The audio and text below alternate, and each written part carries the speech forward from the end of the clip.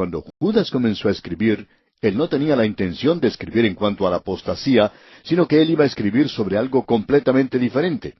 Pero el Espíritu de Dios le hizo dar media vuelta y le hizo escribir sobre algo que era muy importante de saber para el creyente de hoy. La apostasía en ese entonces estaba apenas comenzando. Era una pequeña nube del tamaño de la mano de un hombre, pero ahora es como una tormenta que llena el firmamento. Nos rodea totalmente en el presente. Y en este versículo 3 de su epístola dice Judas: Amados, por la gran solicitud que tenía de escribiros acerca de nuestra común salvación, me ha sido necesario escribiros exhortándoos que contendáis ardientemente por la fe que ha sido una vez dada a los santos. Él dice aquí, amados. Y cuando él usa esa expresión, a nosotros también nos gusta utilizarla, en realidad significa nuestro amor a Dios, o sea, los hijos amados de Dios. Ese es el pensamiento que expresa esta palabra. Y él dice, amados, o sea, amados hijos de Dios. Y continúa, por la gran solicitud que tenía de escribiros acerca de nuestra común salvación. Y luego él sigue diciendo, me ha sido necesario. Podemos decir que él sentía una obligación, se sentía constreñido a hacer esto. Él dice, por la gran solicitud que tenía de escribiros acerca de nuestra común salvación. Es decir, alguna doctrina que los apóstoles nos habían dado. Era absolutamente necesario que yo les escribiera a ustedes, y él dice, ahora me siento constreñido a hacerlo. Esto era algo absolutamente necesario. Y él dice, me ha sido necesario escribiros, exhortándoos que contendáis ardientemente por la fe que ha sido una vez dada a los santos.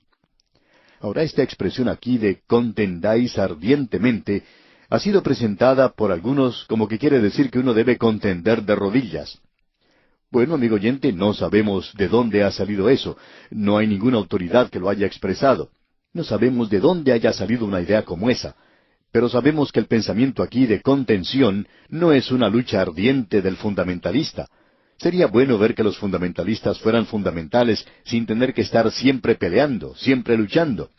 Nos parece a nosotros que debemos reconocer que en las Escrituras se nos dice que debemos contender sin ser contenciosos. O como lo expresa el apóstol Pablo en su segunda epístola a Timoteo, capítulo 2, versículos 24 al 26, donde dice, porque el siervo del Señor no debe ser contencioso, sino amable para con todos, apto para enseñar, sufrido, que con mansedumbre corrija a los que se oponen, por si quizá Dios les conceda que se arrepientan para conocer la verdad, y escapen del lazo del diablo en que están cautivos a voluntad de él. Así es que ese es el pensamiento que se tiene en mente, que hay una compulsión, una obligación. Y luego, el contender por la fe también contiene la idea de agonía. Esta palabra proviene de la palabra griega epagonizomai. Usted puede apreciar allí la palabra agonía. Y vemos que de allí sale este sustantivo que nosotros utilizamos. Aparentemente Judas está por escribir sobre alguna doctrina. Ahora, él está diciendo que nosotros debemos contender o defender las grandes doctrinas de la cristiandad. Estas eran las grandes doctrinas de las cuales habla el apóstol Pablo. Usted recuerda que allá en el libro de los Hechos de los Apóstoles dice que la iglesia primitiva continuaba en la doctrina de los apóstoles. Eso era lo primero. Y también es lo primero en lo que se refiere a Dios para la iglesia. Nuestra iglesia, pues, no es una iglesia a no ser que esté haciendo todo esto. En su epístola a los Efesios, capítulo 4, versículo 15, dice el apóstol Pablo, sino que siguiendo la verdad en amor. Es decir, que si usted va a hablar de la verdad, lo debe hacer en amor. Y si usted no la presenta en amor, entonces hay dudas en cuanto a si usted está presentando la verdad. Y para poder dar una respuesta a quienes le hacen una pregunta, uno no debe enojarse con la otra persona que tiene una idea diferente o piensa de manera diferente a la de uno. Creemos que estamos ahora preparados para escuchar la traducción que hizo el Dr. Wuest, que antes estaba en el Instituto Bíblico Moody. Debemos decir que el finado Dr. Wuest ha escrito uno de los mejores libros en cuanto a la epístola de Judas. Lo estamos utilizando mucho en nuestro programa, como usted bien puede apreciar. Y aquí tenemos la traducción que él da a este versículo 3.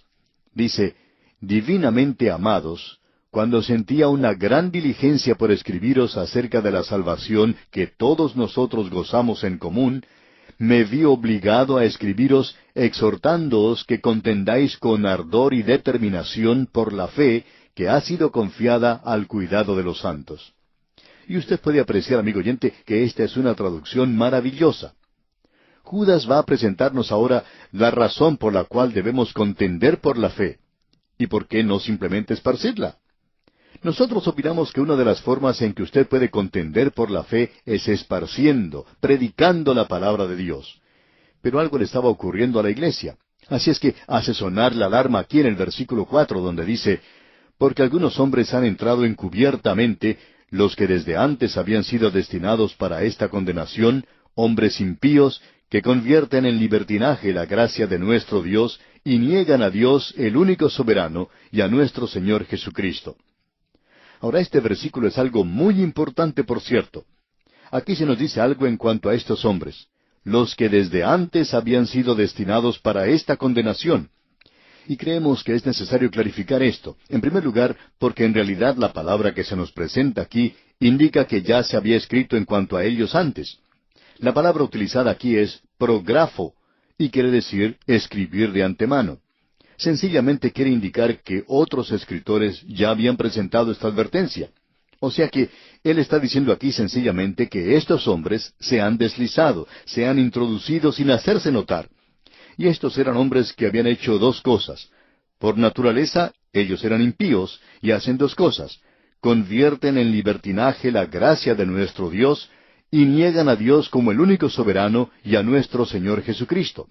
O sea que hacen dos cosas. Ellos distorsionan en realidad y niegan la gracia de Dios y también niegan la deidad del Señor Jesucristo. Así es como son identificados aquí. Él va a darnos un poco de identificación más adelante, pero ahora él dice que estos hombres han entrado encubiertos, es decir, que se han introducido dentro de la iglesia sin hacerse notar.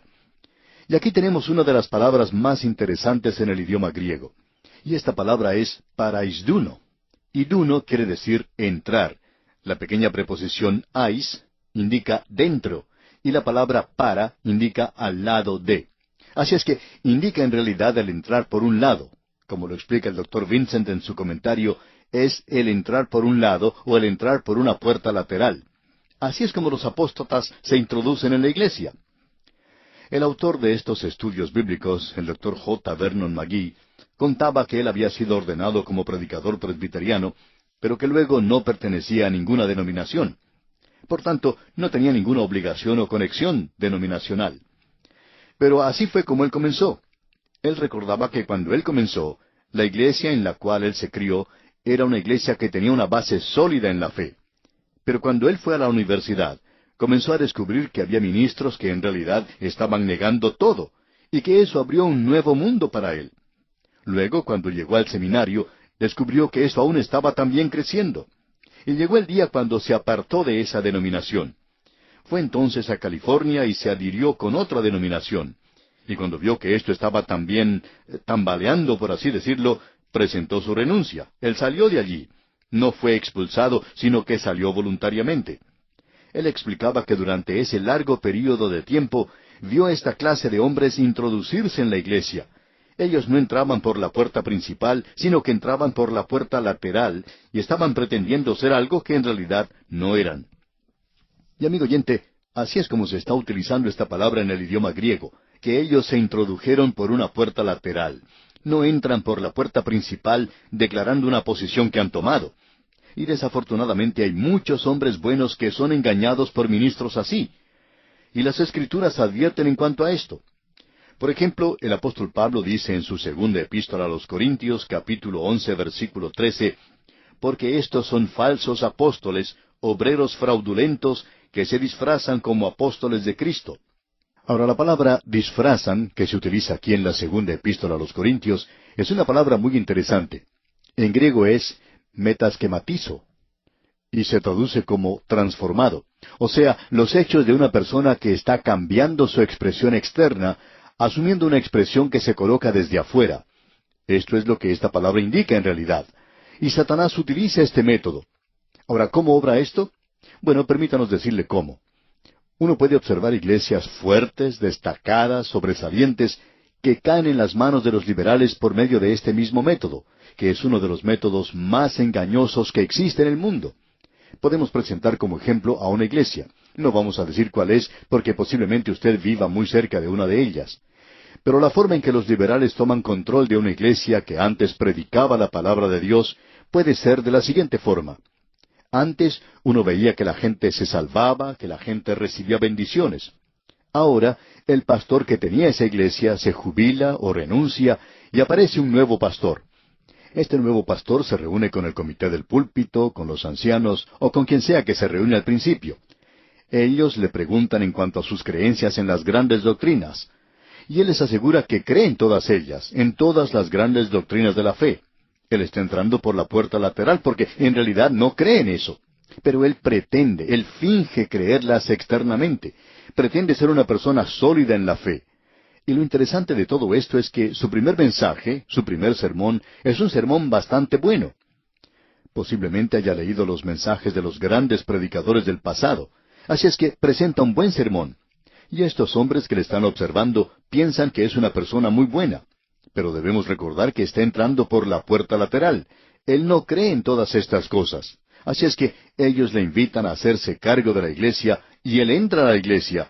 Y no pasa mucho tiempo cuando esta gente descubre que tienen a un liberal en sus manos. Y el fundamentalismo nunca se ha rebajado a utilizar métodos engañosos. Es decir, que hay aquellos en la iglesia que no quieren expulsar a este nuevo pastor utilizando un método malo. Sin embargo, opinamos nosotros que si ese hombre utilizó una puerta lateral, debería ser expulsado por la puerta trasera. Pero ellos no hacen eso. Lo toleran y luego esa iglesia es arruinada por ese pastor que engañó a quienes estaban a cargo de aceptarle, aparentando ser una cosa, y luego resultó ser otra cosa completamente diferente. Y así es como esto es introducido. Ahora, de ellos ya se había escrito antes. Judas no dice aquí que él les está diciendo algo nuevo que ellos no sabían, porque otros ya habían escrito de esto. Otros ya habían presentado una advertencia en cuanto a esto. Permítanos ahora presentar algunos pasajes donde otros hablaron en cuanto a esto. En primer lugar, tomaremos lo que dice el apóstol Pablo. Usted recuerda que cuando él pasó por Éfeso, él les dio una advertencia en su última visita. Y allá en el libro de los Hechos de los Apóstoles, capítulo 20, versículos 29 al 31, leemos, «Porque yo sé que después de mi partida entrarán en medio de vosotros lobos rapaces que no perdonarán al rebaño. Y de vosotros mismos se levantarán hombres que hablen cosas perversas para arrastrar tras sí a los discípulos. Por tanto, velad, acordándoos que por 3 años, de noche y de día, no he cesado de amonestar con lágrimas a cada uno». Pablo está diciendo que él ha tratado de advertirles en cuanto a esto. Pero llegó el día cuando la iglesia de Éfeso permitió que entrara esta clase de cosas. Luego, otra vez el apóstol Pablo advierte a un joven predicador en su segunda epístola a Timoteo, capítulo 3, versículos 2 al 6.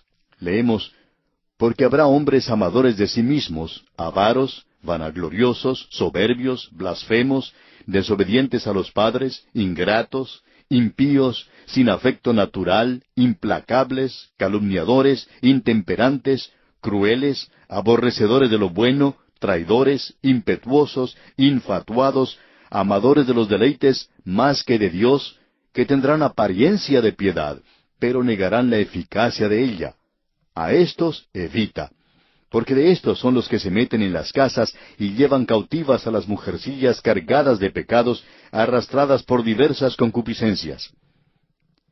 Amigo oyente, permítanos decir algo, y queremos decirlo con mucho cuidado, y esperamos que se nos interprete correctamente. Desafortunadamente, existe en el presente un gran peligro en este movimiento de las mujeres en la iglesia. Es como si fuera un movimiento de liberación femenina que tiende a inclinarse a lo espiritual.